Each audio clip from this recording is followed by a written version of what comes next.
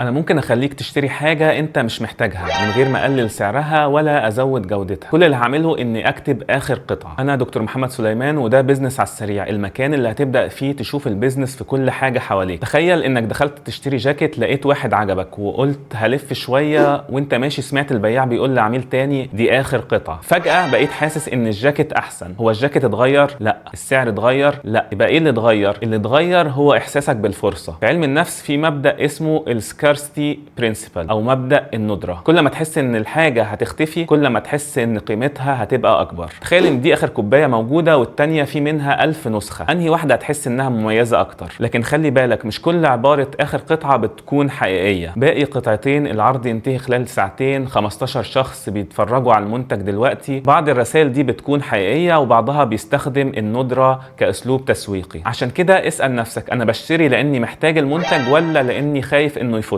الندرة مش بتغير المنتج، الندرة بتغير سرعة قرارك. لو عندك مشروع ما تستخدمش الندرة الا لو كانت حقيقية، لان ممكن تكسب بيع النهاردة لكن تخسر ثقة العميل بكره. استخدمها في حالات زي اصدار محدود، كمية محدودة، العرض بيخلص في ميعاد معين فعلا. المنتج ما اتغيرش لكن يمكن طريقة تفكيرك هي اللي اتغيرت. المرة الجاية لما تشوف كلمة اخر قطعة، اسأل نفسك، انا بشتري المنتج ولا بشتري الخوف ان الفرصة تضيع عليا؟ جاوبني في التعليقات، ايه اخر مرة اشتريت حاجة بسرعة واكتشفت انك ما كنتش محتاجها اصلا؟ لو قدامك كوباية صغيرة وكوباية كبيرة، ليه فجأة الصغيرة بتحسسك انها صغيرة قوي؟ الحلقة الجاية هنعرف ازاي الشركات بتخليك تقارن بالطريقة اللي هي عايزاها.